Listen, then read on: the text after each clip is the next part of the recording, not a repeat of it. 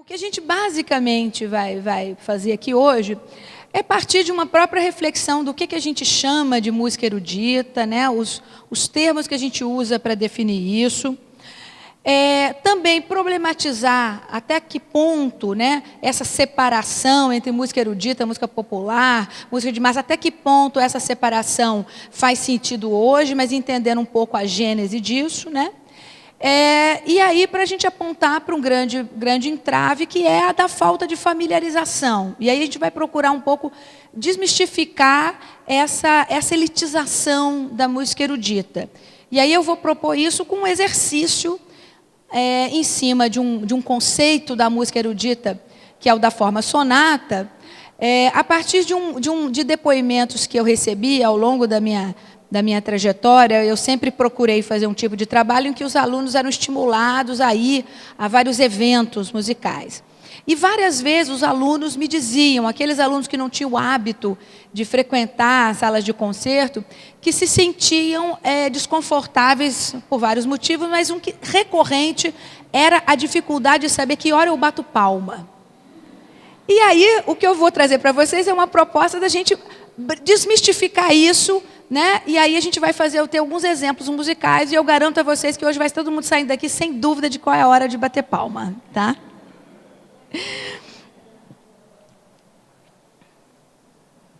Bom, o que a gente chama de música erudita, não é? Às vezes a gente usa como sinônimo de música clássica, às vezes de música de concerto, não é? Hoje em dia, se a gente falar que essa categorização, música erudita e música popular, não existe mais, está falida, a gente não vai estar sendo verdadeiro, né? A gente ainda percebe que isso, a gente tem locais, não é? Características específicas ainda vigentes. Por exemplo, quanto ao local, não é? Se você vai no Teatro Municipal, ou na Sala Cecília Meirelles, ou na Sala São Paulo, né? Em São Paulo você já imagina que você vai ouvir um tipo de repertório que a gente, em geral, chama de música erudita. Se você vai no Carioca da Gema, na Lapa, você não está esperando chegar lá e ouvir sonatas de Beethoven, não é? Então, a gente percebe que os locais ainda sinalizam para uma separação. Ainda que de vez em quando a gente tenha a subversão disso, então de vez em quando a gente tem no Teatro Municipal Milton Nascimento cantando com Ginga e Wagner Tiso com Piazzolla e com Dominguinhos, ainda que a gente tenha isso em alguns momentos, mas ainda assim são exceções, não é? Né? A gente também pode até ter um convidado, uma cantora lírica, por exemplo, num bar da Lapa, mas ainda assim a gente vê isso como exceção. Então, os espaços, de certa forma, ainda fazem essa separação. A gente podia dizer também no público, né? O público também, né? O público que vai às salas de concerto no Brasil, né, e vamos falar particularmente do Rio de Janeiro, é um público ainda restrito. Né? É um público que, de certa forma, a gente podia dizer que faz parte de uma certa elite cultural, que no nosso caso acaba sendo uma elite econômica também, né? Que já teve acesso a esses códigos da música erudita e perpetuam isso, levam, né, seus filhos, seus netos. É muito comum, a gente vai, por exemplo, num teatro municipal, num concerto das assinaturas do sábado à noite, por exemplo, a gente vê muito aquelas famílias, né, tradicionais, com seus filhos. As crianças já vão, né, desde cedo, tomando posse daqueles locais e fazendo ali, desenvolvendo esse sentimento de pertencimento naquele local. Ainda que seja um espaço público, ainda que o Teatro Municipal seja público, tenha sido construído pelo suor dos trabalhadores brasileiros, mas o fato é que ele ainda... É muito mais fácil uma criança, né, que convive com música erudita em casa, que estuda em escolas de elite, é muito mais fácil ela se sentir em casa no Teatro Municipal de uma criança que não teve essa formação, que, em geral, sente um estranhamento, né? Era muito comum, por exemplo, quando eu fazia essas atividades de insistir com os alunos para ir a esses espaços, às vezes me perguntavam com que roupa que eu vou no Teatro Municipal, né? Uma preocupação de mostrar um estranhamento e uma preocupação de não se sentir à vontade ali, não é? A questão do repertório, a gente ainda mantém. Como eu disse, a gente ainda espera um determinado tipo de repertório quando vai a um lugar ou outro, né? Então, se eu vou à Sala Cecília Meirelles, eu acabo esperando um repertório, em geral ocidental, boa parte dele europeu, né? A gente até brinca, né, que o que a gente chama de música, né, a gente pega um livro de história da música em geral, na verdade ele é um livro de história da música ocidental. Geralmente o que a gente ouve é a música ocidental, branca e europeia, né? Mas ainda assim, ainda que a gente tenha um espaço, às vezes, para compositores de outros continentes, ou então um repertório mais contemporâneo, mas ainda assim a gente não vai, por exemplo, para a Sala Cecília Meirelles esperando ouvir Cartola. Né? Então, há uma diferenciação de repertório aí que ainda se mantém. E também em relação ao tipo de instrumentos. Não é? A música erudita, o espaço da música erudita, ele tem um repertório, em geral, que é direcionado para um tipo de instrumento. Né? Os instrumentos da orquestra clássica ocidental. Então, a gente vai ter o naipe de madeiras, a gente vai para um teatro municipal, a gente vai esperar ouvir as clarinetas, os oboés, né? Os violinos. A gente vai para lá, a gente vai esperar ouvir o violão de 7 cordas, um pandeiro. Né? Então, não há como negar que ainda há uma divisão, né? A gente vai problematizar ela, mas ainda assim. E a questão é, será que sempre foi assim? Sempre houve, em todos os momentos da humanidade, a música erudita, a música popular? Não é? Na verdade, a gente pode afirmar, sem a menor sombra de dúvida, que a música sempre esteve presente nos grupos humanos, desde as mais remotas eras, nas mais diferentes regiões do planeta. Não é? Aquela afirmação de que a música é a linguagem universal, ainda que a gente problematize aí o universal, mas o fato é que a gente desconhece, as pesquisas desconhecem, por exemplo, grupos sociais humanos que não têm uma vivência musical. Né? Desde os antropólogos estudando de aborígenes no meio da Austrália, a nômades na Islândia, a povos no sul da Patagônia, você não encontra nenhuma referência de grupo social que não tenha uma vivência musical, não é? Nas mais diferentes regiões do planeta, mas nas mais diferentes épocas, não é? Mesmo quando a gente não tem o registro da música que era feita, você tem a imagem. Por exemplo, há quadros da antiguidade clássica grega que você tem lá mostrando no jarro, por exemplo, uma aula de cítara, de aulos, né, que era um instrumento grego, né, o mestre de frente para o aluno e ele aprendendo por imitação, né. Os documentos também, né, a gente tem documentos desde da antiguidade clássica defendendo a presença da música, né? Por exemplo, Aristóteles, quando ele fala da música na formação do jovem ateniense, eu acho ótimo, que é uma coisa tão contemporânea, né? Vou falar para vocês que parece que a gente está ouvindo isso sendo falado agora, meados do século XX. Ele fala que a música tem que estar presente na formação do jovem ateniense, não para rivalizar com os profissionais, mas para formar um amador esclarecido.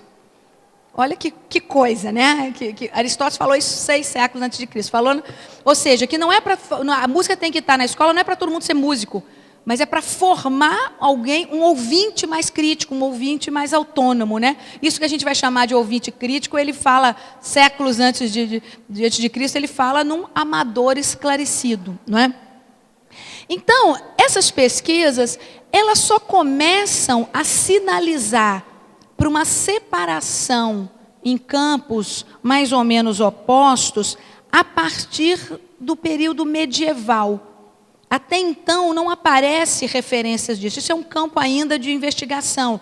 Mas, por exemplo, em relação aos períodos da Antiguidade Clássica, não se vê isso. Né? Quando se fala das aulas, a aula, por exemplo, para o jovem ateniense, para todos que estavam ali naquele momento. Não há essa separação. Havia os modos gregos de música, há também as referências, a gente tem menos estudos, mas também as práticas no Oriente. Você tem uma música só que compartilha diferentes espaços. É a partir do período medieval que começa a haver pelo menos a informação de uma música que é feita dentro do castelo e uma música que é feita e ouvida fora do castelo, né? Então, naqueles ajuntamentos de pessoas que vão formar depois os burgos, né? Então, começa a se falar disso. A gente tem, por exemplo, registros, hoje em dia, de músicas, quando a gente conta canções populares medievais, né? Ou canções renascentistas logo depois. Aí você já começa a ter um repertório geralmente anônimo. Então, quando vocês forem, por exemplo, a um concerto que a gente chama genericamente música antiga, no campo da música erudita, música antiga significa música do barroco ao renascimento, medieval, tudo isso é música antiga. Você vê frequentemente no concerto assim, anônimo. Então, foi uma canção que foi passando, né, que as pessoas foram registrando e aprendendo, e que era tocada aí, nas tabernas, nas feiras, e você tinha um repertório, aí sim, com autoria, com o nome do autor, que era o feito nos castelos. Então, a gente pode dizer que essa diferenciação, ela não é natural, ela foi construída socialmente, né? E como tudo que é construído histórico socialmente, pode ser desconstruído, né? Mas foi uma construção, né? Ao longo dos séculos, essa separação se consolidou, não é? Essa separação da música que, vou botar em termos, que o povo fazia, né? E tocava e consumia, e a música que os nobres tinham acesso, não é? A chamada música erudita, ela passa a ser produzida por aqueles que tinham acesso a um conhecimento sistematizado específico. Né? Então, a própria desenvolvimento da notação musical, das partituras, que começa com o canto gregoriano na Idade Média e vai se consolidando depois, né, nos séculos seguintes, né? O tipo de instrumento, a própria estrutura da música ocidental vai se consolidando. Então, se por um lado você começa a exigir um conhecimento para aquele que vai produzir essa música, você também começa a exigir para o ouvinte, de certa forma, também um conhecimento prévio, né? Uma certa familiarização com aqueles timbres, com aquele instrumento, com aquela lógica de composição, não é? Com aquela lógica de audição. Era diferente, por exemplo, numa taberna que alguém pegasse um alaúde e cantasse, as pessoas cantavam junto, era diferente de uma apresentação no palácio, onde o convidado ia se apresentar e as pessoas iam ficar em silêncio e ouvir depois, onde não havia tanta interferência assim. Então, vai se tornando, vai se consolidando uma separação, não só em termos de produção, mas como em termos de audição também.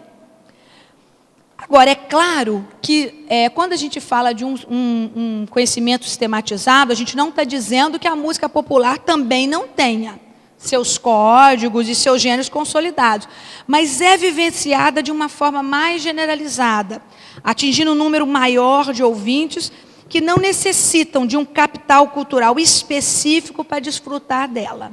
Vamos trabalhar um pouquinho essa ideia, não é? A gente não está afirmando, longe, seria uma extrema ignorância, por exemplo, colocar aqui uma oposição em termos de qualidade. Não é nisso, nem em termos de elaboração. É muito comum as pessoas usarem essa expressão, a música mais elaborada.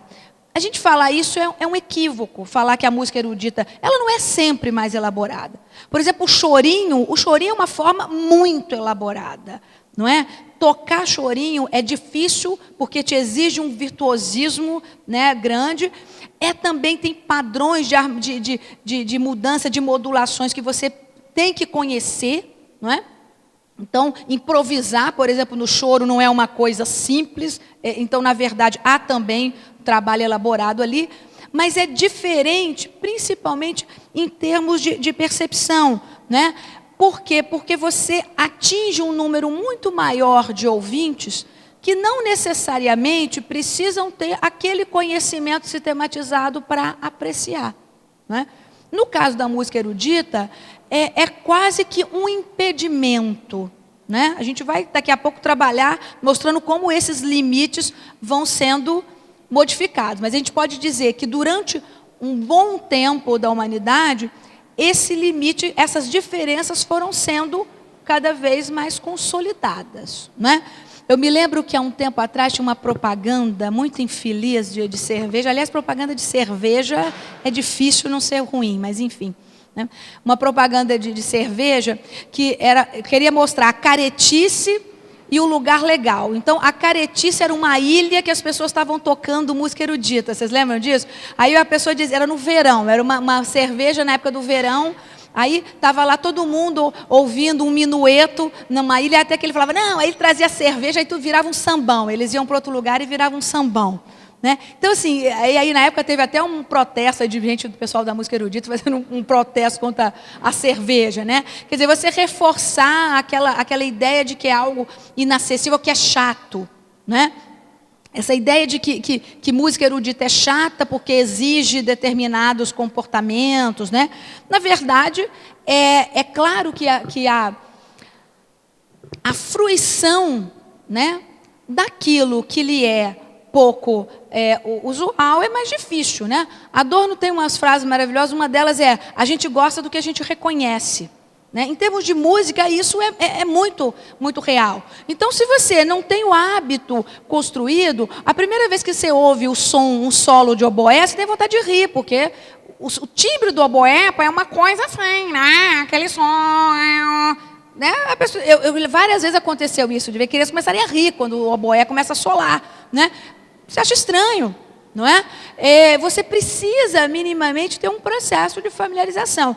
Como esse processo foi sendo cada vez mais dificultado, a gente vai ver aqui umas razões para isso, é claro que essa separação, que eu volto a dizer, que foi uma construção sócio-histórica, não é uma coisa natural, dada por uma característica musical.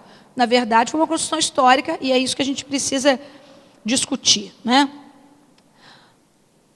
Então, isso que não surgiu nos primórdios da civilização com a música, que, de certa forma, começa a aparecer no período medieval, que se consolida na Idade Moderna e contemporânea, ela começa, né, de certa forma, a ser questionada. Não é?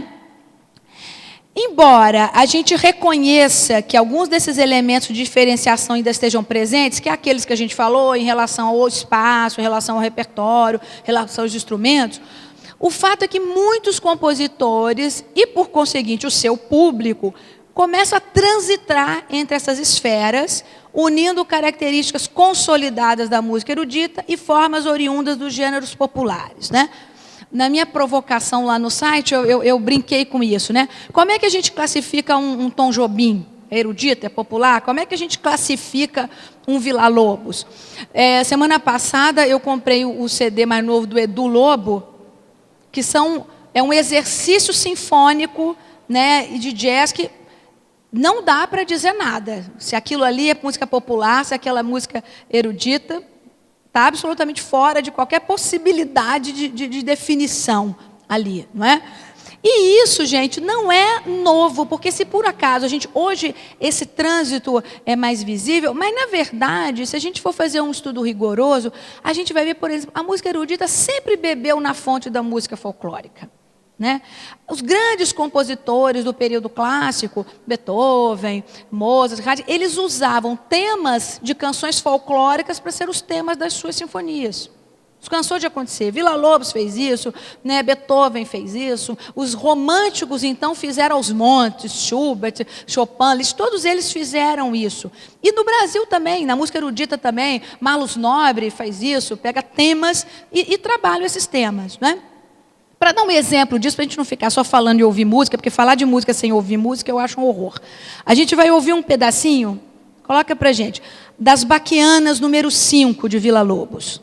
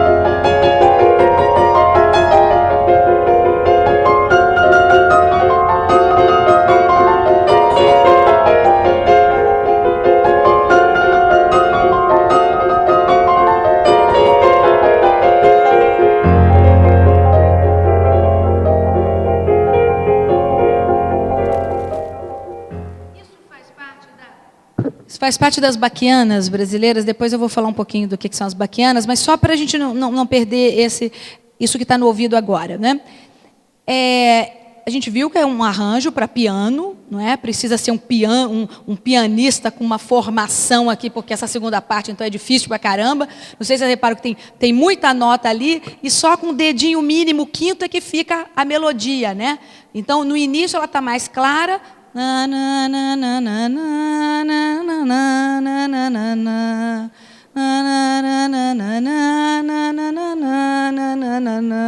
Na segunda parte, ele faz com muitos acordes e a gente só fica bem, né, suave, com muito dedo. Então é difícil, é uma coisa que não é com... eu toquei um pouquinho, estudei um ano de piano, vou tocar. É muito tempo de estudo para você ter técnica para executar aquilo ali. Agora, essa melodia é uma melodia folclórica, é canto de cego, né, nordestino que Villa-Lobos recolheu quando viajou. Villa-Lobos viajou no início do século, né, aí os biógrafos dele sempre têm dúvida dessa data, até com a data de nascimento dele, mas possivelmente na primeira década do século XX, ele entre 18 e 20 anos, ele sai correndo esse país durante 2 anos e recolhe um monte de coisas. Então isso, na verdade, é um canto nordestino. Ó, mana, deixa eu ir, ó, mana, eu vou só, ó, mana, deixa eu ir para o sertão do Caicó.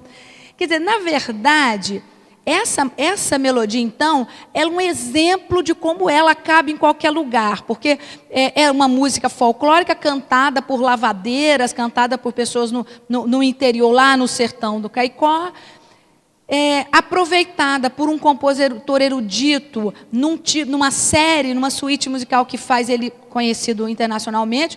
Isso foi cantado por inúmeros cantores populares. Há uma versão com Milton, que é uma coisa maravilhosa de ouvir de joelho para agradecer a Deus, porque alguém tem aquela voz, né? Então, eu brinco que Milton a gente tem que ouvir de joelho, né? Quem não for religioso agradece qualquer coisa. Se não for a Deus, a energia, não sei, alguma coisa, porque aquilo ali não é desse mundo. Então a gente tem que agradecer. Quando o Milton canta isso, né?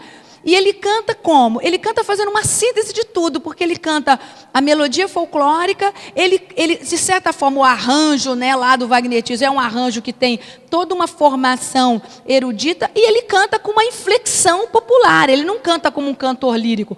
Ó, mana, deixa eu ir para... Não, ele canta, ó, mana, deixa eu ir, ele canta com o tipo de inflexão popular, ou seja, aquilo ali é folclórico, popular, erudito, é tudo ao mesmo tempo agora, como diriam os Titãs, né? Então, como é que você classifica isso, né? E vale a pena falar um pouquinho das baquianas, que eu acho que também é um exemplo que a gente falou lá atrás, que não se trata de uma maior ou menor elaboração, a diferença entre música erudita e popular. Esse nome, baquianas, é um nome muito interessante. Na verdade, baquianas brasileiras, né? É uma série de composições de Villa-Lobos, suítes. Então, as baquianas brasileiras número 1, tem vários movimentos, a 2 tem outros. Essa aí é um dos movimentos das 5. Né? Umas feitas para canto, outras feitas para piano, outras feitas para conjunto de violoncelos. E ele desenvolveu nessa obra um conceito muito interessante. Ele defende a ideia de que o contraponto, aquilo que fez Bach ter uma posição indiscutível na história da música ocidental. Bach é uma espécie de pai da música ocidental, né, porque ele coloca a questão dos tons, das tonalidades, ele consagra isso, né, vindo do barroco. E Bach, entre outras coisas, ele trabalha a arte do contraponto, que é essa coisa de uma voz responder à outra, de uma melodia que está no instrumento ter uma resposta pelo outro. E Villa-Lobos tem uma grande sacação, que ele vai dizer, isso que os eruditos fazem desde Bach, os chorões brasileiros também fazem. No choro é muito comum você ter esse contraponto. Você tem lá, no regional de choro, o cavaquinho ou a flauta solando, e aí você tem um violão de 7 cordas que faz uma resposta, né? Por exemplo...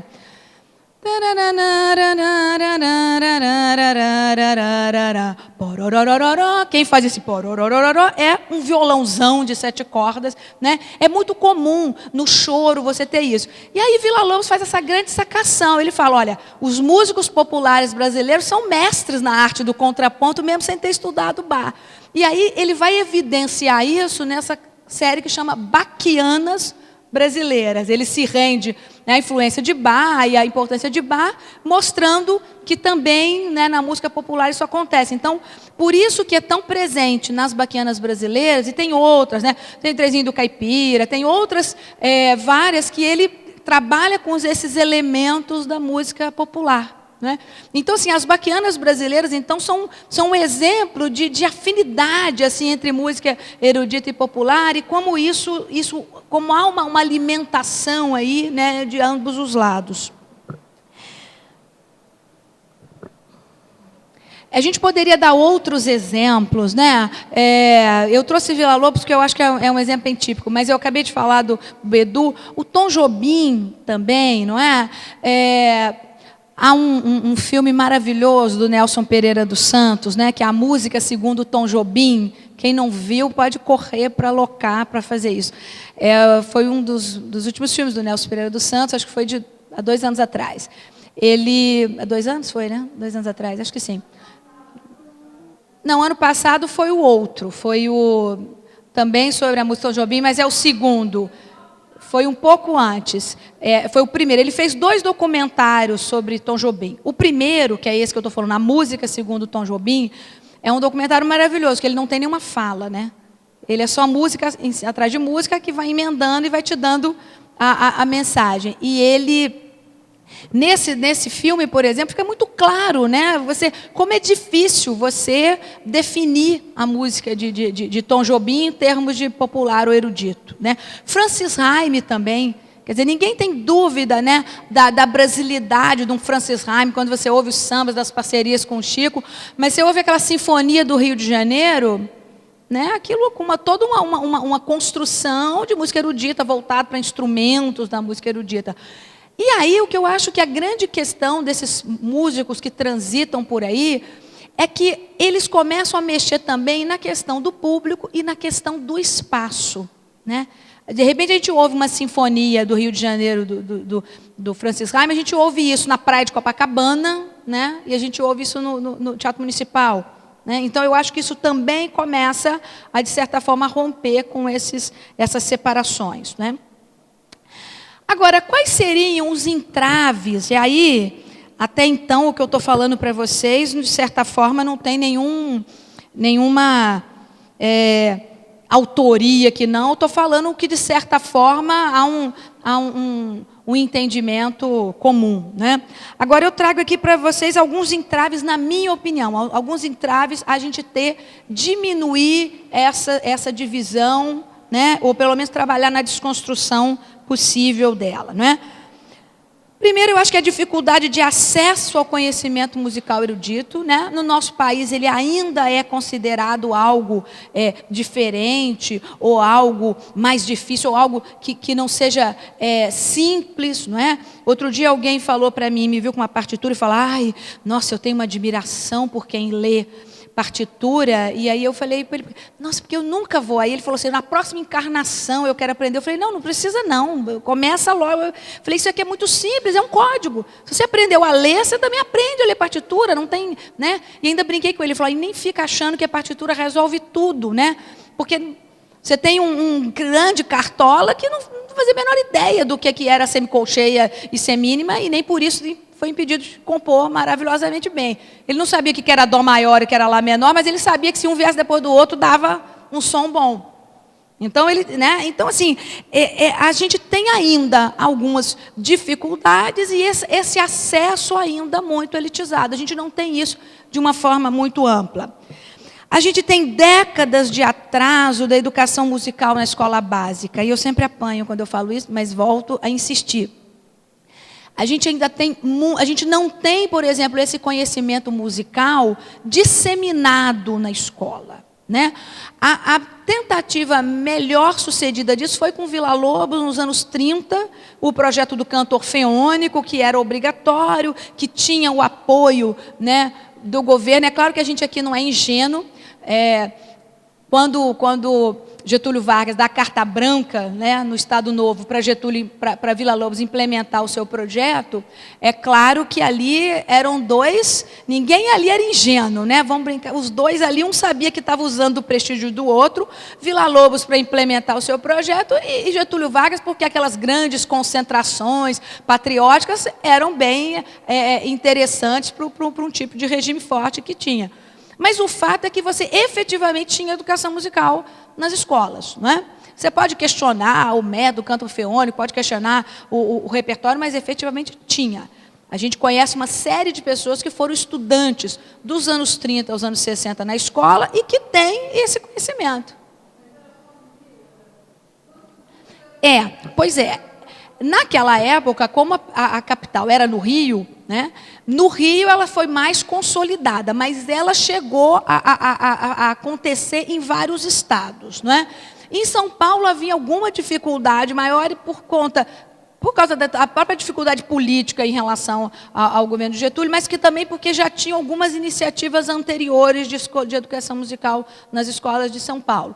Mas havia a formação, havia um orfeão de professores, canto orfeônico é canto coral. Então, aquele professor que queria formar um coral na sua escola, ele tinha licença e por 2 anos ele estudava nesse centro para depois implementar.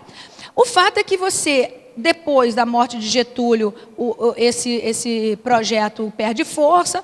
Nos anos 60, a gente vai ter a educação musical, mas ainda não conseguindo ocupar o mesmo espaço, até porque eram muitas iniciativas de vanguarda que às vezes funcionavam em escolas específicas, mas não funcionavam, não tinham professores para disseminar aquilo.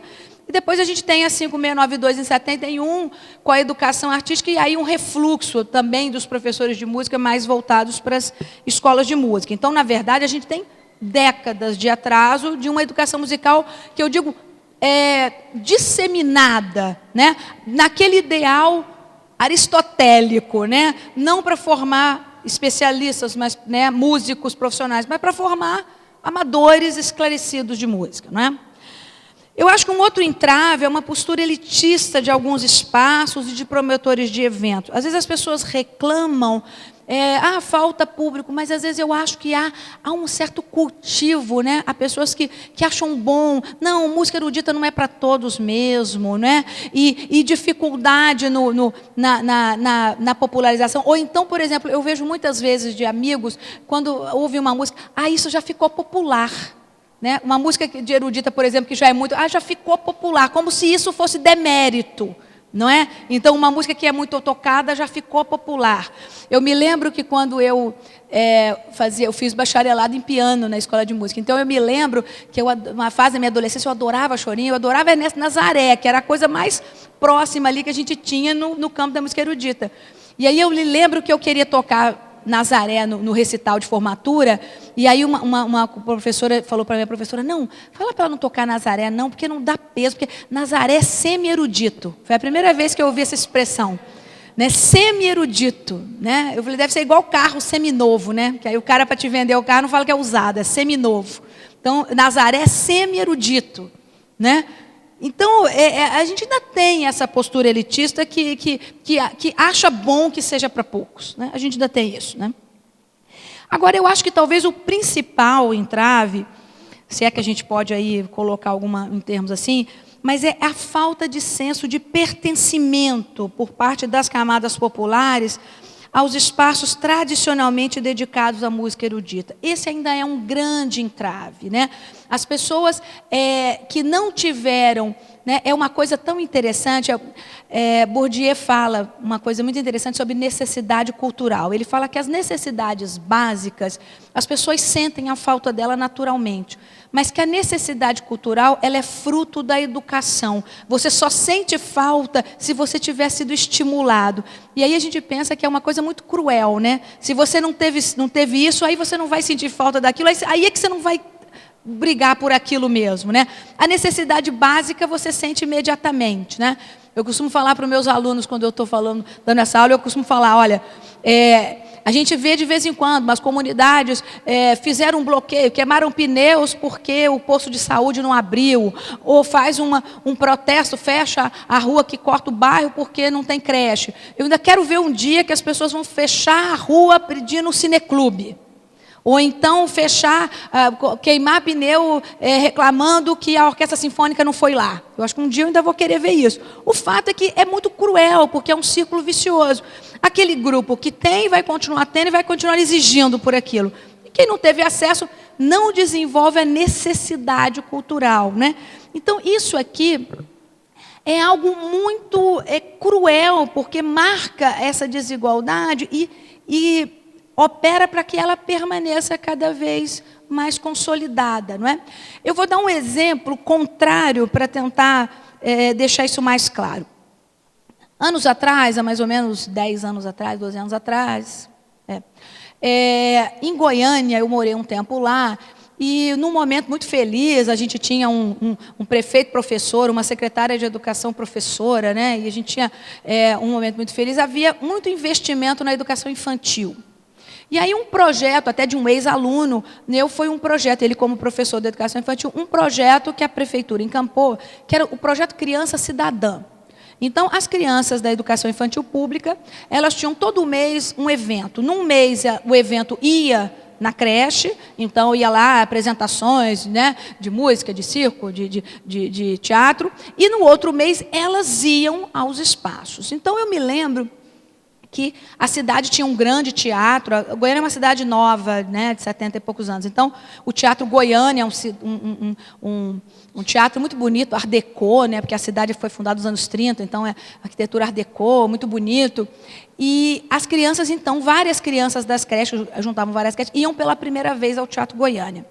E aí a gente estava lá vendo, tinha muitas estagiárias da pedagogia, estava todo mundo lá participando do evento. E aí, quando foi entrando uma turminha de crianças, o teatro, aquele teatro bem pomposo, então as paredes são de veludo, né, aquele veludo escuro assim, nas paredes. E as crianças iam, né, na filinha assim, até que uma criança encostou no veludo. Quando ela encostou no veludo, o que acontece? Quando você faz assim no veludo, tem uma mudança na textura, né? Aí ela fez assim. Aí começou a falar com as outras, aí punha o dedo. Aí elas se viraram e começaram a mexer no veludo. Quando elas começaram a fazer isso, a primeira reação da professora foi: não pode, não pode. Mas aí quando ela falou isso, alguém o piscou para ela: não, deixa. E aí a professora parou. E eles ficaram lá, mexendo no veludo, encostando, rolando a cabeça, tentando desenhar no veludo. Passaram um tempo. Depois eles entraram. E aí a gente ficou olhando aquilo e pensando: essas crianças, elas estavam tomando posse daquele lugar. Aquelas crianças que nunca, seus pais provavelmente nunca tinham pisado naquele teatro. E elas estavam tomando posse daquilo ali, brincando com o veludo do Teatro Goiânia. E aí se sentaram, muitas senhoras de si, nas cadeiras para assistir. E a gente ficou pensando, se isso tiver continuidade, essa vai ser uma geração que não vai sentir essa falta de pertencimento. É porque elas vão tomando posse desses espaços, né? Então, esse é um entrave. A falta de hábito é um grande entrave. Então, a gente precisa pensar mecanismos para romper com essa consolidação que é possível de ser rompida, né? É claro que eu estou falando de um projeto que era voltado para as crianças, mas é pensar na continuidade de situações assim. Não é? E que isso seja efetivamente pensado no projeto pedagógico da escola, não é? Porque também não pode ser o evento pelo evento, porque senão, se isso não tem nenhuma reverberação no que está sendo visto todo dia com as crianças, você perguntar depois, o que foi mais legal na ida ao teatro? Foi a bagunça no ônibus, foi o lanche, não é? Então, é importante que isso também, aquilo que foi assistido lá, seja sempre, volta e meia, aquilo seja ressignificado na própria desenvolvimento do currículo, né? Então, eu acho que esses momentos, são momentos que podem, claro, se eles forem continuados, romper um pouco com isso. E aí, eu estou aqui de olho no relógio para a gente conseguir fazer tudo e deixar um tempo para a conversa, não é? Como é que a gente pode superar esse sentimento de inadequação ao espaço das salas de concerto? E aí tem várias possibilidades. Uma como essa, de trabalhos desde de cedo, acho que são fantásticos. Mas vou trazer para vocês aqui um exercício mesmo, para a gente fazer uma coisa prática aqui hoje, né? Que é uma coisa que me vinha sempre falada pelos meus alunos quando iam as primeiras vezes nos concertos, e diziam isso, que ficavam muito constrangidos porque não sabiam a hora de bater palma, né? E às vezes é interessante que, às vezes o próprio, eu já estive presente em locais que o regente, quando as pessoas começaram a bater, virou para trás e deu um pito na plateia, né? Aí a pessoa nunca mais volta, né? Eu imagino, se fosse eu, não voltava nunca mais. Eu ia ficar roxa se acontecesse isso comigo, não voltava mais, né? Ou então situações, eu também já vi uma situação em que o regente parou e foi explicar para as pessoas na hora.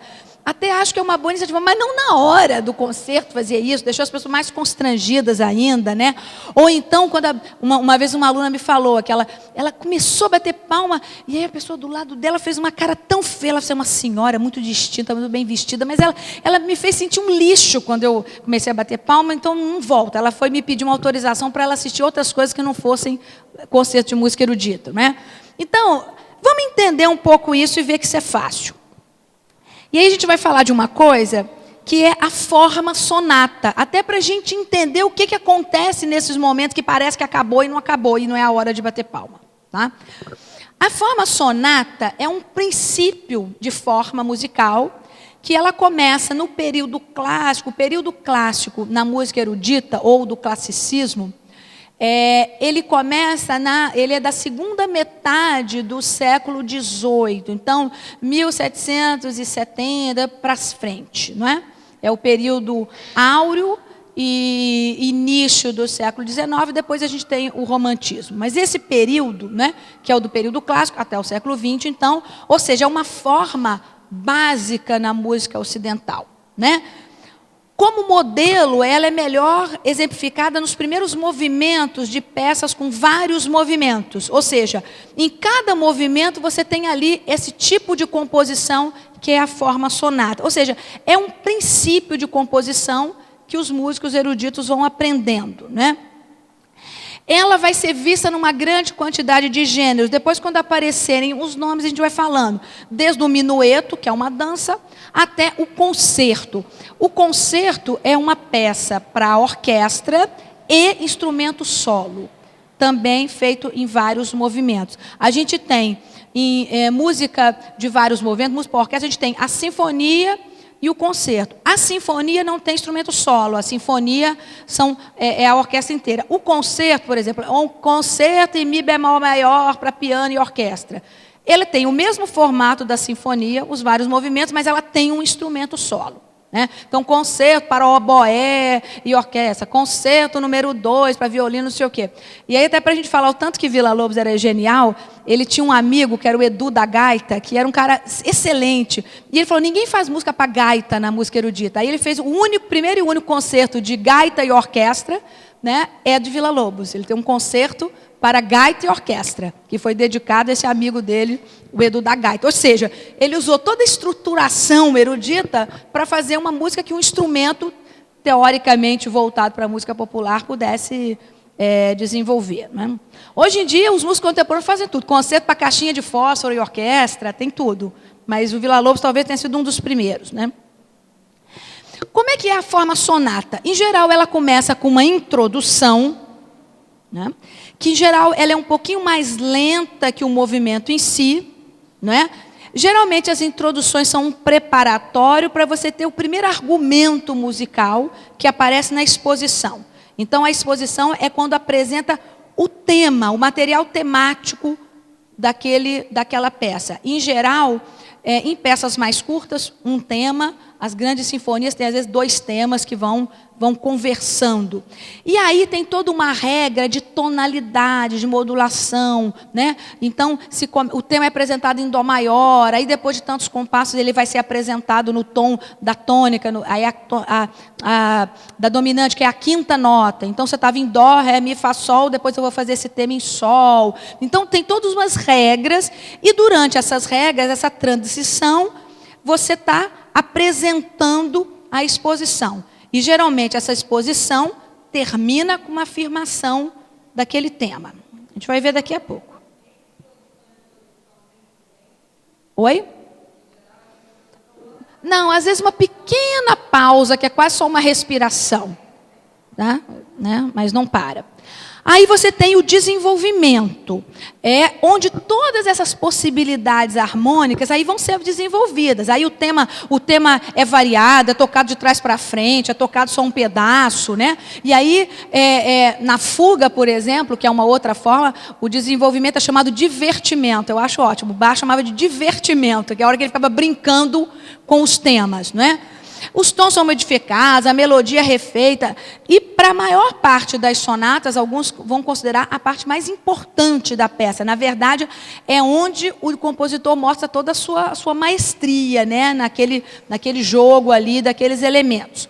Aí tem as sessões de transição e aí caminha para o final, que é o momento da reexposição. Aí o material temático ele vai voltar àquele tom original, né? E o seu ouvido vai reconhecendo aquilo ali, e aí ele é resolvido, né? Para terminar no tom inicial. Tá? Vou colocar um exemplo disso, de uma sinfonia. Então, veja bem, forma sonata é esse modelo de composição. Sonata, só a palavra sonata, é uma composição geralmente feita em 3 ou 4 movimentos para instrumento solo ou para poucos instrumentos. Essa sonata, quando é feita para orquestra, é chamada de sinfonia. Tá? Então, por exemplo, Sonata ao Luar de Beethoven, a gente vai ouvir, é uma sonata para piano. Né? A Passionata de Beethoven é uma peça para piano com 3, 4 movimentos. Você pode ter uma peça para piano e para violino e piano, ou para flauta e piano. Quando isso é feito para uma orquestra, aí é chamado de sinfonia. Muitos compositores, então, usavam as sonatas como uma forma de exercício para depois fazer a sinfonia. Ele fazia para um instrumento ou para um ou dois, depois fazia para uma orquestra inteira. Agora, quando a peça para a orquestra tem um instrumento solo, aí se chama concerto. Tá? Vamos ouvir, então, a quinta de Beethoven, para a gente ver bem essa coisa do tema e do desenvolvimento dele. Pode colocar.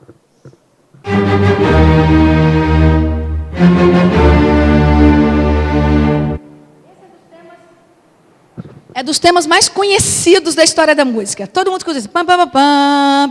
Todo mundo conhece isso. Agora vamos tentar. Eu trouxe esse de propósito, porque a gente já tem uma certa familiaridade. Vamos tentar agora ouvir e perceber como é que ele vai jogando e variando com essa célula que é desse tamanhozinho. Tá?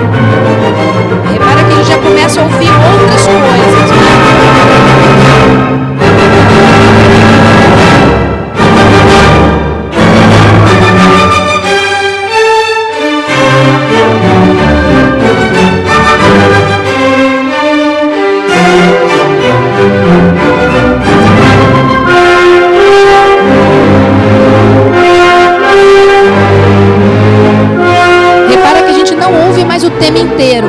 Pam, pam, pam, pam, tan, tan, tan, e ele já muda.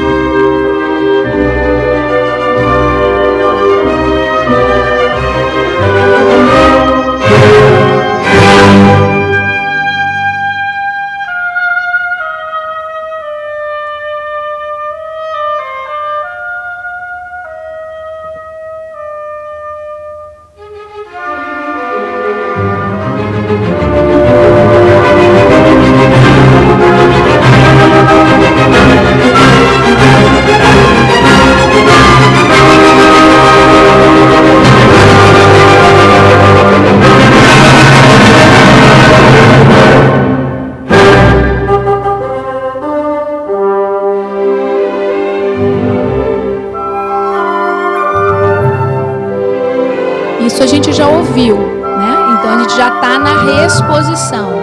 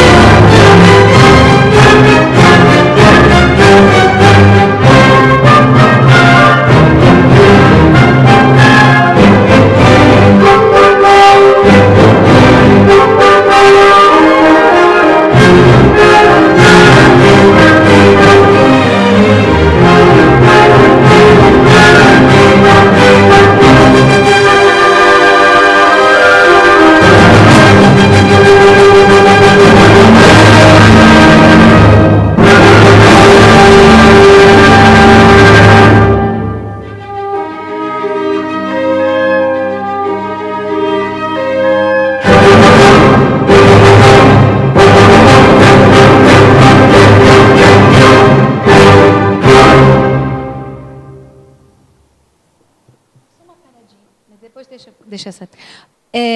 Então, vocês foram. É claro que a gente teria aqui mais tempo, que a gente fosse parando, mas eu trouxe uma que, de certa forma,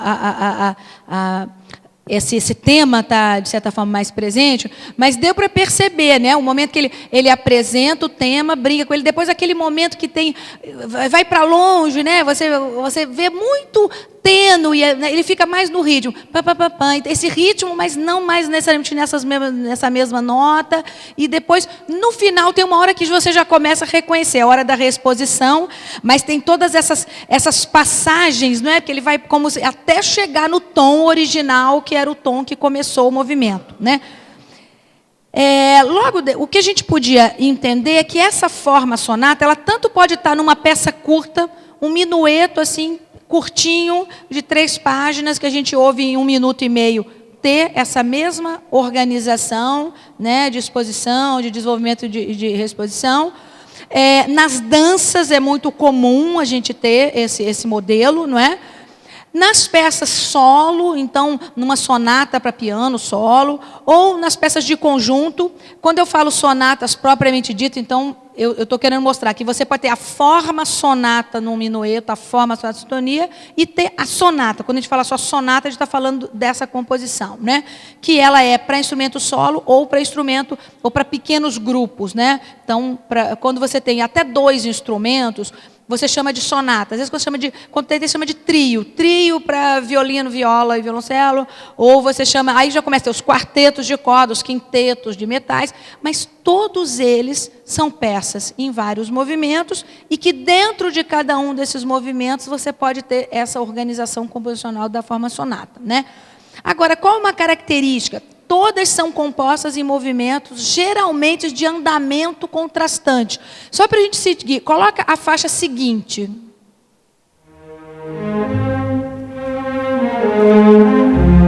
Isso é o segundo movimento daquela sinfonia. Né? Então a gente sai do tantaran, aquela coisa toda enérgica, para essa coisa mais... Pula para a terceira faixa. Volta a ser grave novamente, mais movimentado. Então, isso é uma característica bem da composição. E aí a gente vai chegando naquela história de a hora de bater palma, para a gente entender, não é? Numa peça de 3 movimentos, geralmente, quando eu falo geralmente, porque isso aqui é a orientação clássica. Se você tiver num curso de composição, você vai fazer desse jeito. É claro que depois os compositores, depois que cola grau, começa a dar uma mexida nessa ordem. Mas, originalmente, numa escola clássica de composição, você tem um primeiro movimento, que é rápido, geralmente definido como allegro, né? Esses andamentos, que seria o andamento, a velocidade, né, da composição, eles quase sempre são usados com nomenclaturas em italiano. A língua italiana é uma língua muito usada na sistematização da música erudita, né? Então, o nome dos andamentos, em geral, são em italiano. Allegro é um dos mais usados. Allegro vem de alegre, quer dizer que é um andamento, né, mais rápido, alegre. O segundo movimento, geralmente, é lento. Vai ser um andante, um adágio, ou um largo, que é mais lento ainda. Andante, como o nome diz, seria um movimento da marcha, né? O adágio é um pouco mais lento e o largo é muito lento, né? E o terceiro movimento, ele volta a ser rápido e decisivo. Então, um alegreto, às vezes um mesmo alegre, ou presto, que quer dizer rápido, ou prestíssimo, que é o horror dos músicos, que é aquele que você tem que descabelar para tocar, que é muito rápido, não é? E aí pode ser em várias formas. Rondó. Rondó é um tipo de composição que você tem um refrão que fica sempre retornando, né? A forma sonata também. Uma forma sonata que tem um pouco de rondó, que tem esse... né? Aí tem vários tipos de composição.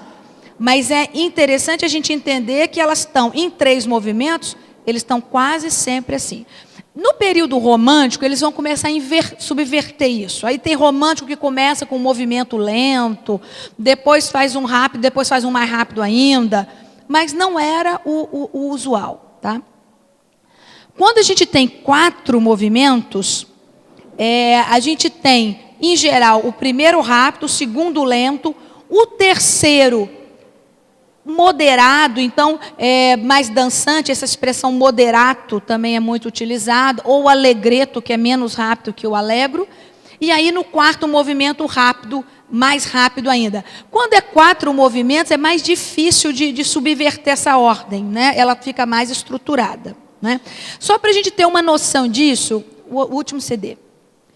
A gente vai ouvir uma sonata de Beethoven também, que é bem conhecida, que é a chamada Sonata ao Luar.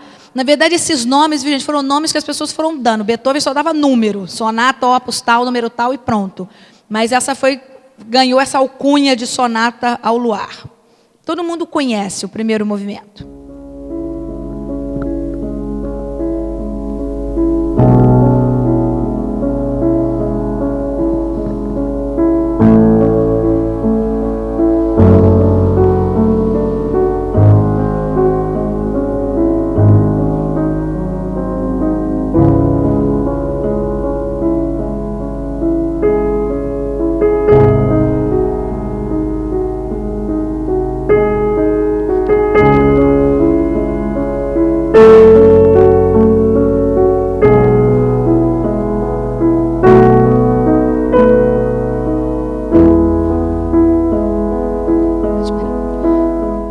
Repare, eu agora coloquei de propósito algo que não estava sistematizado assim. A primeira, vocês viram, a Sinfonia de Beethoven. Beethoven usou o primeiro movimento rápido, o segundo era mais lento, o terceiro volta a ser rápido.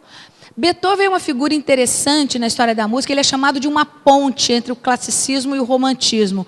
As peças de Beethoven do início da vida dele eram bem clássicas, e à medida que ele vai ficando mais velho, ele começa a ousar mais, e ele, de certa forma, ele é uma ponte para o movimento romântico que vem depois. Então, outras peças, ele já começa a subverter essa ordem. Nas sonatas para piano, ele faz isso. Então, ele começa uma sonata com um movimento lento. Mas aí o que ele vai fazer no segundo?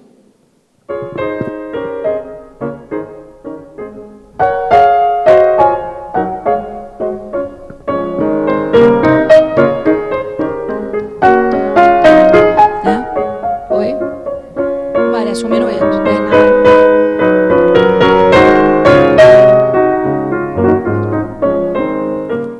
Então, ele muda, ele subverte a ordem, mas ele mantém o princípio dos andamentos contrastantes. Porque se ele depois tivesse o mais lento depois do primeiro, a gente dormia. Então, ele já faz uma coisa mais dançante no segundo. Agora o terceiro.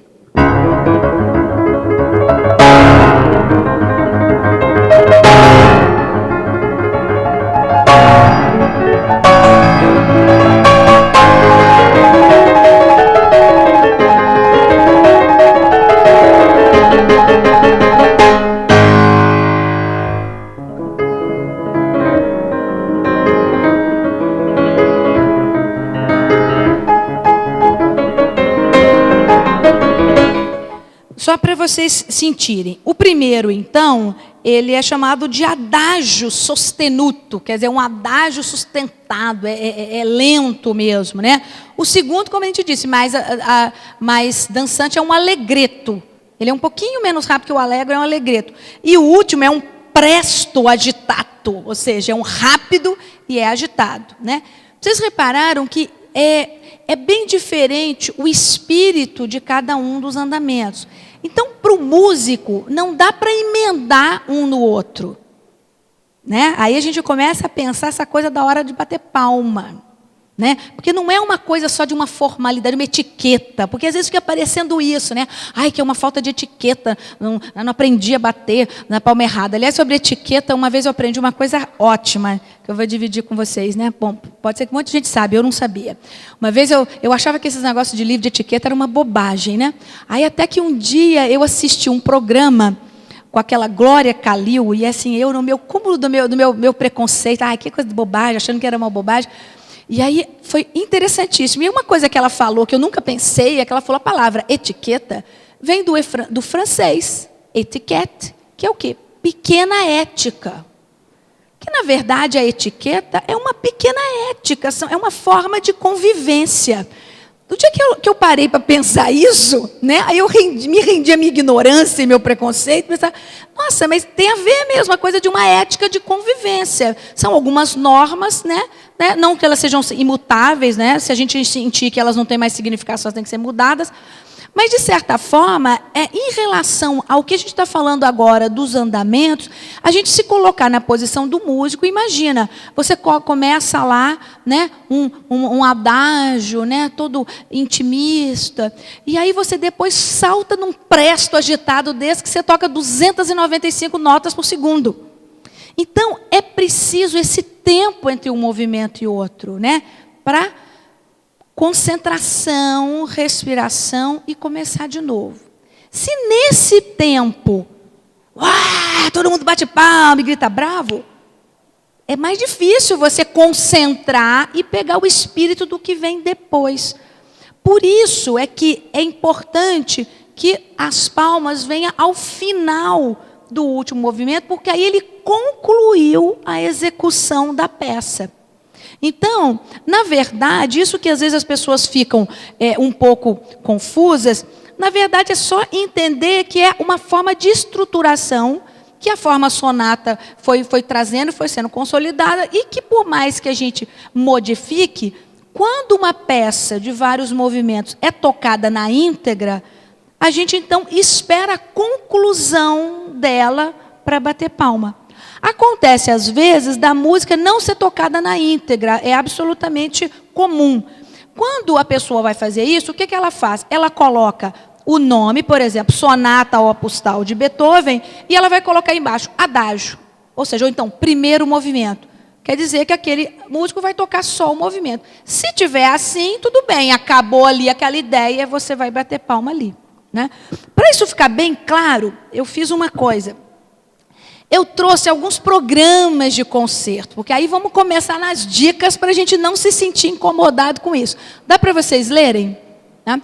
Peguei um programa de concerto lá da Catedral de Mariana. Quem nunca foi a Mariana, em Minas, é uma cidade super linda. É sua cidade?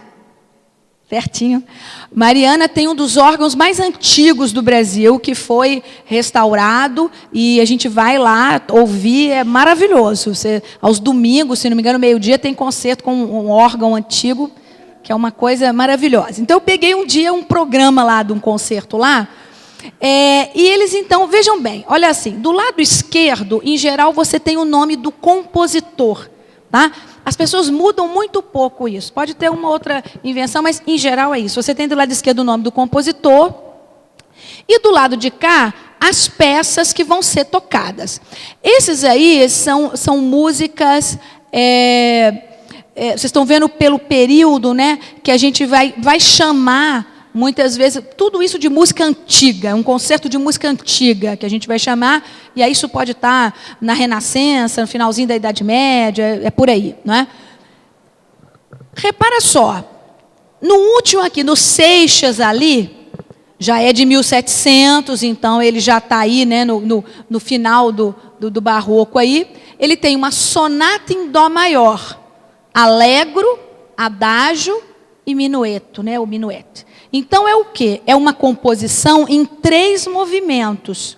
O allegro é o mais rápido, depois o adágio vai ser mais lento, depois o outro que vai ser mais movimentado também. Significa o quê? Que eu só vou bater palma no final do minueto. Em relação às outras, eu não preciso ter muita preocupação. Acabou, acabou. São peças únicas, não é? Às vezes, as pessoas fazem o seguinte, olha ali o primeiro, ele pegou um compositor e colocou 3 peças juntas. Quando o artista faz isso, ele está meio indicando que ele prefere que se bata a palma só ao final delas. Porque se ele quisesse fazer uma por uma, ele ia botar cabeçon, diferença la dama, depois repetir, cabeçon, canção francesa, cabeçon, diferença la galada. Como ele põe os 3 juntos... Veja bem, gente, não tem nada de misterioso, né? Nem de um conhecimento que só alguém que tem sangue azul. São dicas que o próprio programa te dá. Aí daqui a pouco a gente vai falar dos outros sinais, né? Então, aquela coisa que você está entrando e entregou, pegar programa é básico, gente. E quando acabou, reclamar, mas acabou o programa, tem que reclamar, porque o programa é básico. Porque ali já está me indicando que ele juntou aquelas 3 peças como numa suíte. Ele fez uma suíte delas e ele quer, então, que você só bata a palma no final, porque, provavelmente, ali eram concertos no órgão, né? O organista aí, ele fez uma estruturação de interpretação na cabeça dele, que como se fossem 3 movimentos. Ele vai terminar no último, aí a gente bate palma. Tocou lá o da Conceição, a gente bate palma, toca cada um deles. Quando chegar na sonata, novamente, eu vou esperar. Se ele tivesse colocado sonata em dó maior, allegro, significa que ele escolheu só tocar o primeiro movimento. Em geral, quando alguém escolhe um movimento só, é o primeiro. Geralmente, o primeiro é o mais marcante da composição. Por exemplo, quem aqui conhecia os outros movimentos da Quinta de Beethoven? Pouca gente. O primeiro todo mundo conhecia. Então, isso é também de praxe. Então, se a gente pegasse um programa desse, ninguém ia ter dúvida, né? Um outro programa, olha só, peguei um programa de propósito, que é cheio de peças assim. Então, ele escolheu tocar de Bach um concerto para 2 violinos em Ré menor, né?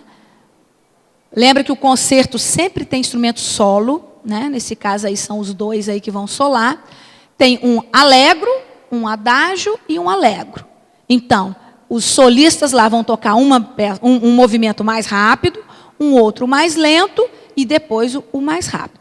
E se você bate palma, por exemplo, entre o segundo e o terceiro, o cara acabou de tocar uma coisa mais lenta, aí tá, e começa a bater palma, ele desconcentra. Então, por isso que é esse tempo, né, para ele fazer, e muitas vezes, inclusive, é uma questão de equilíbrio, porque geralmente o terceiro movimento é o mais difícil. A gente tem um pouco disso. O primeiro é o mais representativo e o terceiro é o mais difícil. Geralmente é o que exige mais de técnica, geralmente é o mais rápido. Então, ele precisa desse tempo para tocar o terceiro. Então, depois de a gente ouvir esses três, é que bateria palma. Agora, olha ali no Mozart, ali, que interessante. Nesse concerto, aí eles decidiram, tinha era para grupo pequeno, né, de música de câmara, não era para uma grande orquestra, então tinha uma sonata. E ele escolheu, em vez de tocar uma sonata só, seus 3 movimentos, ou 4, não sei, ele preferiu tocar sempre o primeiro movimento de cada uma. Nesse caso aí, não haveria problema em te bater palma depois de cada uma, porque é outra peça que ele está fazendo depois, né? A gente poderia ficar uma dúvida, mas ele botou as 3 ali juntas, né? Mas bater palma depois de uma delas não é nenhuma gafe, porque afinal de contas ele escolheu um movimento só da sonata, tá? Agora vem ali o último, Shostakovich, que era um compositor russo. Ele coloca 5 peças para 2 violinos e piano.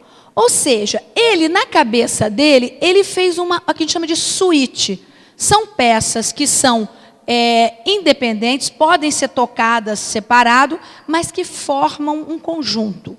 Brasileiros gostam muito disso. Por exemplo, Marlos Nobre tinha o primeiro ciclo nordestino. Aí tem o batuque, o berimbau, não sei o quê. Você pode tocar uma daquelas peças, são lindas, e, né, fazem maior sucesso em recital, porque você bate no piano, faz uma barulheira, todo mundo acha bom, e são muito bonitas e tudo. Você toca uma e pronto. Né? A não ser que você esteja um concerto, por exemplo, homenageando os 60 anos daquele compositor, aí você vai tocar o ciclo inteiro. Mas quando é assim, você não necessariamente toca ele inteiro, você toca uma e recebe palma. Ali no caso, eles estão, olha só como ele colocou, 1, 2, 3, 4, olha as outras pistas, não é? Então ele numerou ali, né? Está escrito 5 peças, mas no resto do programa não tinha. Então, ele escolheu, acho que, tocar só 4. Mas o fato é que ali ele está formando uma suíte. Ali, novamente, eu só vou bater palma na última delas. Né? Repara que na do meio, ele não colocou 1, 2, 3. Não é? Então, ele já está te indicando que ele queria em separado mesmo. Tá? Então, essas são algumas dicas que a gente tem no programa. Aí a gente pode pensar, bom, e se não tiver programa, o que a gente faz?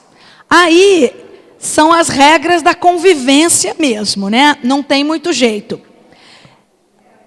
Você vai perceber os sinais corporais que tem ali, não é? Primeiro, né? O próprio regente.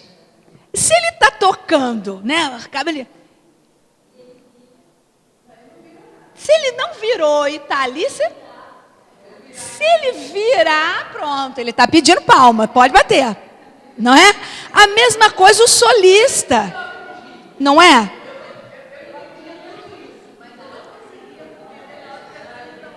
Aham. Exatamente. Exatamente. A gente também não precisa querer ser pioneiro em tudo na vida, né? Deixa para puxar palma aquela pessoa que é um expert daquela música, conhece tudo daquele compositor. Ela vai começar a bater palma, você vai atrás, né? Não precisa querer ser protagonista em tudo na vida, né?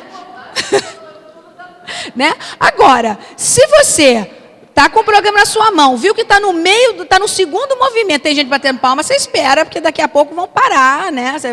Ou então, se o músico não levantar para agradecer, você, ops, não estava na hora, né? Ele está esperando parar o barulho para ele se concentrar de novo e continuar. Então, é claro que tem essa indicação, né? Os próprios músicos sabem disso. Há um movimento corporal que você pode utilizar.